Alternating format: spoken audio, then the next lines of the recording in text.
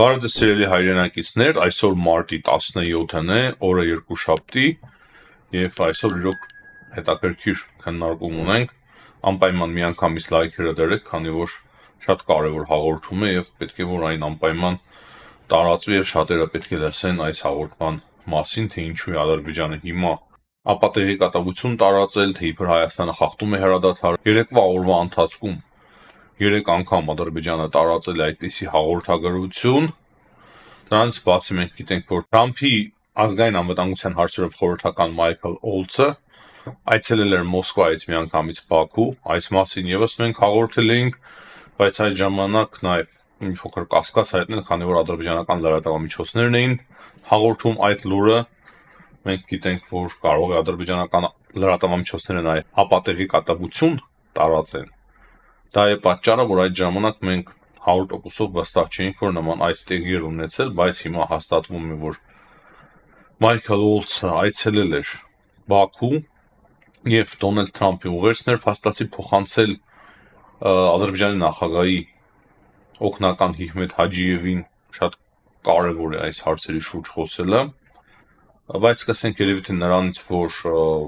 3 հեռախոսազրույցներ են ունեցել Հայաստանի Հանրապետության վարչապետը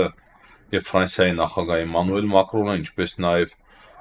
Իրանի նախագահ Մասուդ Փեզեշքյանը, այսինքն Փաշինյանը խոսել է թե Փեզեշքյանի հետ եւ թե Մակրոնի հետ, տեղեկացնելով հայ-ադրբեջանական կարգավորման այս գործընթացի մասին, թե Մակրոնի հետ եւ թե Փեզեշքյանի հետ Փաշինյանը խոսել է այդ համաձայնեցված տեքստի շուրջ, նաեւ քննարկել են երկկողմ հարաբերությունները, բայց կարևորը այդքան այդ զանգը չէ, որքան այն, որ արդեն նշեցի Ադրբեջանը 3 անգամ, փաստացի օրվա մեջ 3 անգամ ապատեղեկատվություն է տարածել, թե իբր Հայաստանը խախտել է հրադադարը ու կոնկրետ նշելով, որ դա տեղի ունեցել իբր Սյունիքի հետ սահման։ Ինչու են դա անում նրանք եւ ինչու կոնկրետ այդ ամենը տեղի ունեցավ Թրամփի ազգային անվտանգության հարցերով խորհրդականի այցից հետո։ Սա է շատ կարևոր հասկանալ։ Ես կփորձեմ ընդհանուր զուգահեռներ անցկացնել եւ կապել այս հարցը, բայց հետեւությունները անպայման թողնելու եմ ձեզ սիրելի հայրենակիցներ, քանի որ բավականին բարդ հարց է, բայց նույն ժամանակ չափազանց կարևոր է հիմա հասկանալ, թե ինչ է տեղի ունենում։ Կարևոր է նաեւ այստեղ նշել, որ Եվրոմիության դիտորդական առաքելությունը հատուկ խումբ էր ուղարկել այդ շրջան, որտեղ որ ըստ ադրբեջանական լրատվամիջոցների եւ պաշտպանության նախարարության իրենց հաղորդագրության հայկական կողմը իբր հրադադար էր խախտել եւ փաստացի դիտորդական առաքելությունը ասում է, որ ոչինչ տեղի չի ունեցել, իրավիճակը հանգիստ է։ Եվ ահա թե պատճառներից մեկը ինչու է Ադրբեջանը ուզում օր առաջ ձերբազատվել դիտորդական առաքելության ներկայացուցիչների ներկայությունից հայ-ադրբեջանական սահմանին։ Վերադառնալով Թրամփի ազգային անվտանգության հարցերով խորհրդականի այցին Բաքու, ինչ է մեզ հայտնի, այդ այցը տեղի ունեցել միանգամից Մոսկվայից Բաքու, հիշում եք, խոսում էինք այն մասին, որ ինքնաթիռը թռել է միանգամից Բաքու եւ ուշադրություն դարձրեք, նա հանդիպել է Հիհմետ Հաջիևի հետ։ Այն Հիհմետ Հաջիևի հետ, ով որ այս տարվա մեջ արդեն 2 անգամ այցելել էր Իսրայել եւ մենք երկար խոսում էինք այն մասին, թե ինչպես Ադրբեջանը խնդրում էր փաստացի իսրայելական կողմին, որպեսզի Իսրայելը օգնի հարաբերություններ հաստատել Դոնալդ Թրամփի վարչակազմի հետ Ադրբեջանին եւ նաեւ Աբրահամի ծրագրում, որպեսզի Ադրբեջանը ներառվի։ Դրանից բացի նաեւ ռավիններն էին գրել նամակ Դոնալդ Թրամփին, հիշում եք, չէ՞ այս ամենը, եւ փաստացի ես կարծում եմ, որ պատահական չէ, որ Ադրբեջանը կոնկրետ համաձայնվել էր այս բոլոր կետերի հետ, չնայած որ Հայաստանն էր ինչ որ միտեղ զիջումների գնացել այդ երկու կետերի շուրջ, մենք դա եւս շատ լավ գիտենք, բայց նույն ժամանակ շատ կարեւոր պահ էր ընտրել Ադրբեջանը, որպեսզի այդպիսի հայտարարություն անի, որ իրենք համաձայնեցրել են տեքստը Հայաստանի հետ, որպեսզի արդեն Թրամփի խորհրդական Մայքլ Օլցը թռներ այնտեղից Մոսկվայից միանգամից Բաքու եւ հանդիպումներ ունենար Հաջիևի հետ։ Ու ինչ են քննարկել Հաջիևի հետ նրանք, ըստ Օլցի հաղորդագրությունից տարածած, նա ասում է, որ քննարկել են խաղաղության հարցը, նա նաեւ խոսել է, որ Ադրբեջանը պետք է ազատ արձակի բոլոր բռնավորներին, որոնք որ գտնվում են Բաքվի բանտերում, սա շատ կարևոր է, ժամանակն է եկել հաստատել կայուն խաղաղություն եւ Թրամփի տեսակետներից է կրկին խոսել, որ Թրամփը ուզում է, որ խաղաղություն լինի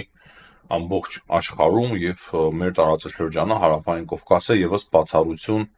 չէ։ Եվ Օլցը հստակ ասում է, որ այդ հակամարտությունը հարավային Կովկասում պետք է ավարտվի։ Իրենք ուրախ են, որ Ադրբեջանը եւ Հայաստանը կարողացել են համաձայնեցնել խաղաղության տեքստը եւ նա ասում է, որ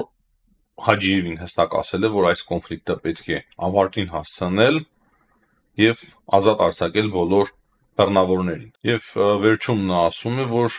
միասին ենք աշխատելու, որպեսզի խաղաղություն հաստատվի եւ Ամերիկայի Միացյալ Նահանգների ոսկե դարաշրջանը խաղաղությունն է եւ բարգավաճում է բերելու ամբողջ աշխարհին։ Եվ մենք, ասում է, չենք դադարի աշխատել, մինչև այդ ամենը տեղի չունենա։ Այսինքն հստակ ասում է, որ մենք չենք դադարի աշխատել, մինչև խաղաղություն չհաստատվի Ադրբեջանի եւ Հայաստանի միջև։ Բայց այստեղ շատ կարևոր է, որ իրավիճակը նաեւ լարվում է Իրանի շուրջ։ Ուղղակի ես ընդհանուր եմ հիմա ասում, որ մենք ընդհանուր համատեքստում դիտարկենք, թե ինչի է Ադրբեջանը ապատեղեկատվություն տարածում հայ-ադրբեջանական սահմանից, տեսնում եք, թե ինչպես են ռմբակոծում Եմենը, Դոնալդ Թրամփը բավականին վճռական ձևով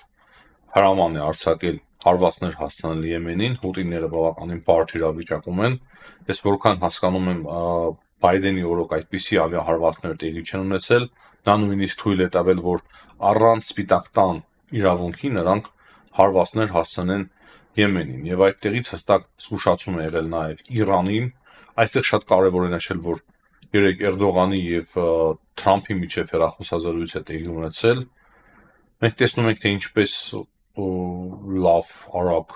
ձևով է սպասարկում Դոնալդ Թրամփը Իսրայելի շահերը, անկեղծ լինենք, թե ինչպիսի լարվածություն ունի Էրդողանը Իսրայելի նկատմամբ, դա էլ գիտենք, եւ այդ հեռախոսազրույցը հիմնականում երևի թե այդ հարցերին էր վերաբերվում, նաեւ Մերձավոր Արևելքում խաղաղությանը, բայց այստեղ շատ մի կարևոր բայց կա, որ այդ հեռախոսազրույցը տեղի ունեցել այն ժամանակ, երբ որ երեք Թուրքիայում ձերբակալել են, այսինքն հաղորդագրությունը երեք ստացանք, երևի թե երեք է դա տեղի ունեցել, եթե սխալ եմ ճշտեք անպայման մեկնաբանությունների մեջ, իրանցի մի քանի լրտեսների, որոնք որ Թուրքիայում լրտեսական գործողություն էին ծավալում, հետևում էին թուրքական ռազմական օբյեկտների եւ այլն, եւ տեղեկություններ էին փոխանցում Իրան։ Դա ըստ թուրքական հաղորդագրության, որ նման ձերբակալություններ են տեղի ունեցել եւ Թուրքիայում հիմա հստակ դա կապում են նրա հետ, այսինքն այն քաղաքական փոխհրաձգության մաս է, որտեղ որ Թուրքիան Իրանին մեղադրում էր, որ Իրանը քրթերին էր աջակցում, կոչ էին անում վերջ տալ եւ Իրանը պատասխանում էր, որ չեն թույլ տա, որ միջամտեն Իրանի ներքին գործերին սուվերենության հարց, մի խոսքով հիշում եք այդ հայտարարությունները, հիմա փաստացի Թուրքիան պատասխանում է այսպես Իրանին, ձերբակալելով միանգամից մի քանի հոգու, որոնք որ լրտեսական գործողություններ են ծավալել իբր Թուրքիայի տարածքում իրանական կողմի համար։ Եվ ահա այս ֆոնի վրա մենք լսում ենք հեռախոսազանգի մասին, հեռախոսազրույցի մասին Թրամփի եւ Էրդողանի միջև ու Ադրբեջանի կողմից այդ սուտ տարածված հաղորդագրություններից։ Կրկին ուզում եմ վերադառնալ մեկ կարևոր պահի, որ Հիքմեթ Հաջիևի այցելից հետո Իսրայել Օլցը այցելել է նաև Բաքու եւ կոնկրետ այն ժամանակ, երբ որ ադրբեջանական կողմը հայտարարել է, որ խաղաղության պայմանագիրը համաձայնեցված է Հայաստանի եւ Ադրբեջանի միջև։ Դուք այս ամենի մեջ ընդհանուր առմամբ կապ չեք տեսնում։ Իմ պատկերացմամբ ինչու է Ադրբեջանը հիմա խախտում հանգիստը, ուզում եմ միշտ ասել խախտում հրադադարը, բայց իրականում տեղեկատվական հրադադարն են խախտում ադրբեջանցիները, սուտ տեղեկատվություն տարածելով, թե հայկական կողմը հրադադար է խախտել եւ հիմնականում նպատակը այն է, որպեսզի Հայաստանից ստիպեն ինչ որ միտեղ գնալ նոր զիջումների։ Իմ պատկերացումը սա է, ես չեմ կարծում, որ ինչ որ դավադրություն է տեղի ունեցել, ինչ որ հարցեր են քննարկել Օլցի հետ ադրբեջանցիները, որից հետո արդեն կանանչ լույս են վառել, այդպիսի ապատեղեկատվություն տարածել եւ լարել իրավիճակը։ Ամենայն հավանականությամբ Օլցը հստակ նշել է, որ Ադրբեջանը ստիպված է գնալու խաղաղության պայմանագիրը ստորագրելու է եւ այդ ճնշումը երևի թե այնքան ուժգին է եղել, որ Ադրբեջանը փորձում է հիմա այդ ձև արձագանքել Ամերիկայի Միացյալ Նահանգների ճնշումներին, բայց միանշանակ սա նաև կապ ունի Իսրայելի հետ, այսինքն Օլցի այցը Բաքու միանշանակ կապված է նաև իսրայելական կողմի աշխատանքի հետ, դա եւս չի կարելի բացառել, ինչպես նաև հնարավոր ռազմական գործողությունների հետ ընդդեմ Իրանի։ Սա եւս ես ուզում եմ, որ մենք հստակ հասկանանք եւ սա եւս չեմ ուզում, որ մենք բացառենք։ Այսինքն այստեղ մեր վերլուծական հնարավորությունները ինչ որ չափով սահմանափակ են, քանի որ մենք չունենք հավելյալ տեղեկատվություն։ Մենք կարողանում ենք կապել այս ամենը իրար հետ, բայց թե ներքին կարգով իրականում ինչ են խոսել, բարդ է ասել, մենք ունենք միայն Օլցի հայտարարությունը, մենք ունենք Հաջիևի այցերը Իսրայել, մենք ունենք լարվածությունը Իրանի շուրջ, ուկրաինական կոնֆլիկտի շուրջ Թրամփի ջանքերը կարգավորման հարցում եւ այլն եւ այդպես շարունակ։ Այսինքն ես ուզում եմ, որ մենք բոլորս անպայման կարողանանք կապել այս բոլոր իրադարձությունները միասին։ Բայց նույն ժամանակ, գիտենալով ադրբեջանական գործողությունների ոճը, մենք կարող ենք հստակ ասել, որ Ադրբեջանը կարող է այդ կերպ ուզենա խուսափել ստորագրել խաղաղության պայմանագիր։ Այսինքն պետք է լարվածության ֆոն ստեղծել, լարել իրավիճակը, որպեսզի խուսափես ստորագրել խաղաղության պայմանագիր։ Այս վայրդրությամբ տրամաբանական բացատրությունը այդ ապատերեկատվության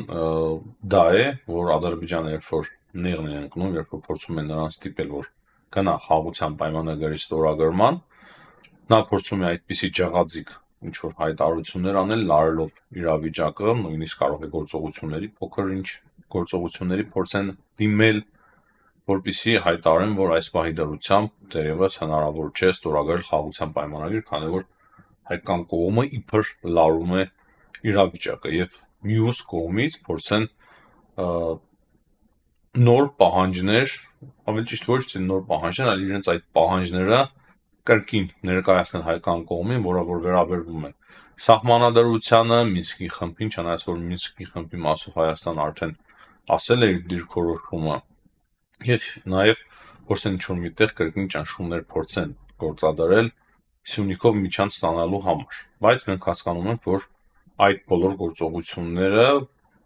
ես ամենայն դեպս այդպես եմ պատկերացնում, այդ բոլոր գործողությունները դատապարտված են անհաջողությամբ։ Այս բայդրությամբ միջազգային շատ հարցեր չունենք քննարկելու, Եմենի հութիների մասով արդեն ասացի, որ Ամերիկայի Միացյալ Նահանգները եւ Մեծ Բրիտանիան շատ լուրջ ձևով հիմա հարվածներ են հասցնում Եմենին, նույն ժամանակ նաեւ ինչ որ մի բան հասկացնելով Իրանին, շատերը համարում են դա նաեւ նախապատրաստական ինչ որ գործողություն Իրանի դեմ հարձակումից առաջ։ Ուկրաինայի մասով կարևոր է նշել, որ Էմանուել Մակրոնն է պատասխանել Լավրովի եւ Պուտինի այն հայտարարություններին, որ Ուկրաինայում չպետք է լինեն երրորդ երկրներ, ներգրավված հատկապես ՆԱՏՕ-ի երկրներ, եւ Մակրոնը հստակ ասում է, որ Ուկրաինան ինքնիշխան պետություն է եւ եվրոպական երկրները արդեն որոշում են կայացրել, որ դիտորդական առաքելություն ուղարկեն Ուկրաինա եւ դա Ուկրաինայի որոշելիքն է փաստացի Ռուսաստանը այստեղ ոչ մի բան չի կարող որոշել, քանի որ եթե մենք ցանկանանք եւ ուզենք, այդպես է փաստացի դուրս գալիս, մենք դա կանենք եւ ինչ կարող եք դուք անել, որ ինչով կարող եք դուք խոչընդոտել։ 3 օրվա ուզում եք Կիևը վերցնել հենց այն պատճառով, որ Ուկրաինան չդառնար ՆԱՏՕ-ի անդամ, բայց այդ չհաջողվեց եւ մինչեւ հիմա Ռուսաստանը փաստացի խրվել է Դոնբասում եւ ամբողջությամբ նույնիսկ Դոնբասի շրջանը դեռևս չի կարողացել օկուպացնել։ Կարևոր է այստեղ նշել, որ Կանադայի նոր վարչապետն է զանգահարել Զելենսկիին, հեռախոսազրույց է տեղի ունեցել նրանց միջև, Զելենսկի եւ նոր Կանադայի վարչապետի միջև, եւ Կանադան վերահաստատել է իր աջակցությունը Ուկրաինային, հստակ հաստատել է, որ Կանադան շարունակելու է աջակցել Ուկրաինային։ Նա ասել է, որ մենք կհոգանք նրա համար, որ Ուկրաինան ունենա ռազմական աջակցություն թե հիմա եւ թե ապագայում։ Ուկրաինայի մասով այս պայմանությամբ կարծում եմ ավելի կարևոր տեղեկություններ չկան, քանի որ շաբաթ կիրակի էին, ընդհանուր առմամբ տեղեկատվական հոսքերը համեմատաբար ավելի նվազ էին։